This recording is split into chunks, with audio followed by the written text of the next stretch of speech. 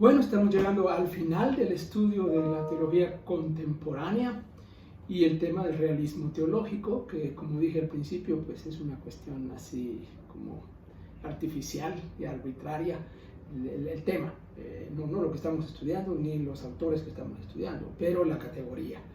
Hemos visto dos personajes, un literato, C.S. Lewis, que no era un teólogo, pero hizo contribuciones en la teología, muy leído, muy popular, y el otro que sí, un teólogo, John Stott, que influyó mucho en el mundo evangélico mundial en la segunda mitad del siglo XX. Uno de los mentores de nuestra generación, de mi generación. Crecimos leyendo los libros de John Stott, escuchándolo en conferencias internacionales y aprendiendo de él, de nuestros mentores, un poco a la distancia principalmente. Y ahora vamos a ver otro personaje que también hizo influencia en un círculo un poco más pequeño, pero importante. Me refiero a Francis Schaeffer. Francis Schaeffer es un apologeta norteamericano, evangélico, que hizo su principal aporte desde Europa para atender a la generación escéptica de la época de los años 60 y las décadas siguientes, de años 60, años 70, años 80 del siglo XX.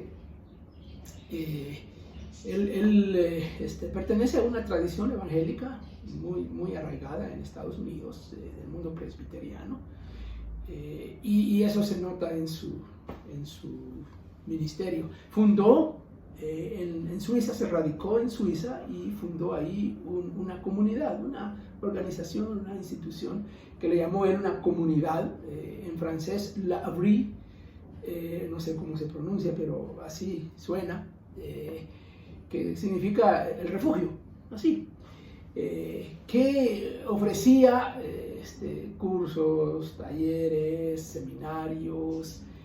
No era una institución formal, de educación teológica formal, que otorgaba títulos por el estilo. Era educación teológica no formal, digamos así, pero que ofrecía una visión cristiana en un mundo escéptico, en un mundo que estaba ya en una transición hacia una etapa más y más secular en Europa. Y muchos, miles y miles de estudiantes pasaron por esa institución en las décadas que la institución en la que él estuvo, en la institución, y su enfoque era apologético frente a los desafíos de la realidad de aquella época. Escribió bastante. Sus libros no son libros de teología académica al nivel de los académicos. No le escribió a los académicos, a otros. Le escribió a la gente, al pueblo, a esa generación joven europea y de norteamericana principalmente, pero que nos sirvió a todos. Varios de sus libros se tradujeron al español. Uno de ellos se llama Huyendo de la razón, un libro muy popular. Está dialogando con el movimiento, con la filosofía existencialista de la época que estaba de moda. El libro refleja esa realidad de la época. Es un libro muy bueno, describe la realidad existencial de esa generación.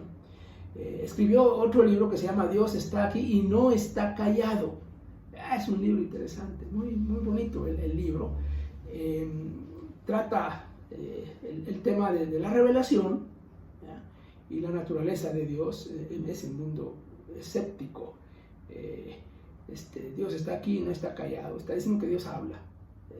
Y está obviamente refiriéndose más que todo a las escrituras de la revelación. Ahí. Su aporte más significativo es la apologética, por supuesto, como ya hemos mencionado. En la transición entre la modernidad y la posmodernidad, porque él vivió en esas décadas previas diríamos al establecimiento de la posmodernidad, o como va estableciéndose la posmodernidad. Y sus libros formaron a una generación de apologetas y teólogos en los albores de la posmodernidad. También fue uno de mis mentores a la distancia a través de sus libros. Eran libros que nosotros leíamos en mi tiempo de estudiante y luego en mi tiempo de mis primeros años como profesor de teología.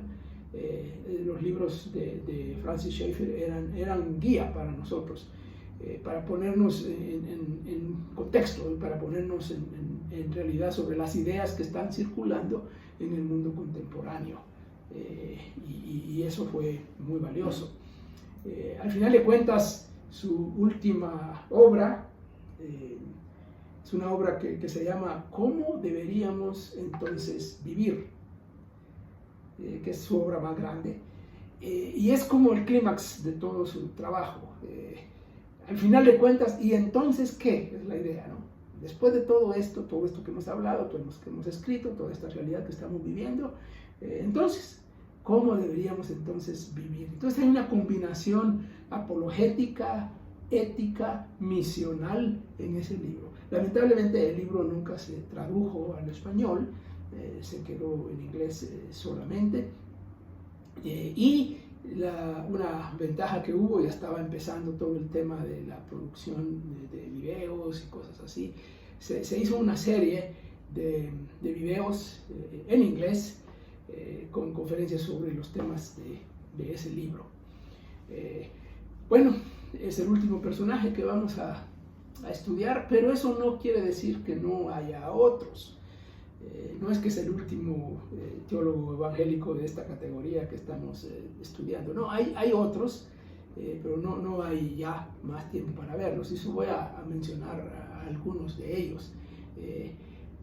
Algunos son teólogos ingleses, otros son teólogos norteamericanos y alguno que otro teólogo de otras partes del mundo. Pero, por ejemplo, el más popular y el más influyente ahora es un teólogo bíblico inglés, M.T. Wright, que ustedes conocen bien, ha escrito mucho, bastante, en temas principalmente del Nuevo Testamento, pero desde el Nuevo Testamento aborda la cristología, por supuesto, aborda la escatología, claro, aborda la iglesia, especialmente en tema de misión.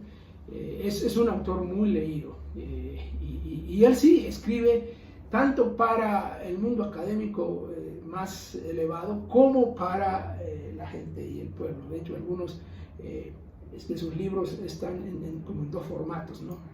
Un formato académico y otro un formato más popular.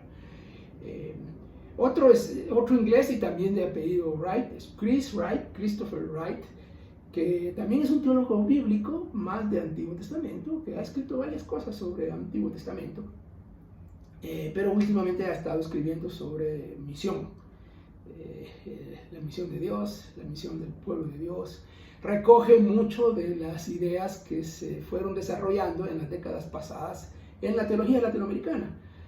Pero estos teólogos bíblicos ingleses tienen más recursos y mucha más formación en el desarrollo de las ideas teológicas de la Biblia.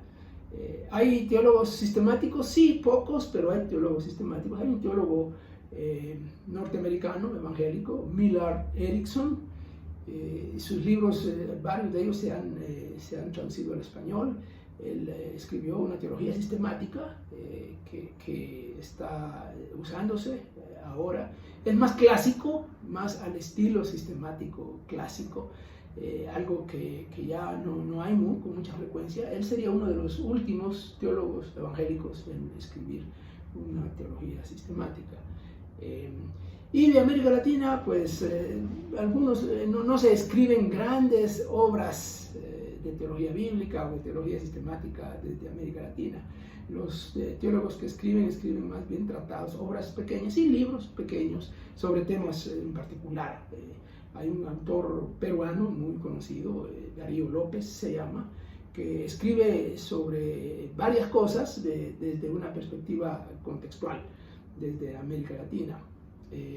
Ha habido otros en el pasado, historiadores como Arturo Piedra, quien ya falleció, pero dejó un legado de escritos sobre historia y sobre realidad de América Latina, y Alberto Roldán de Argentina, que escribe sobre temas diversos de teología contemporánea. Ha escrito un libro que han leído estudiantes iniciales de teología, que es ¿Para qué sirve la teología? Muy orientador ese libro.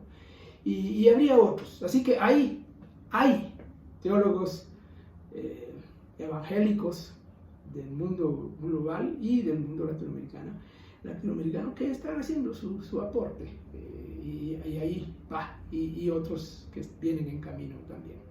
Así que ahí dejamos nuestro estudio, espero que lo hayan disfrutado.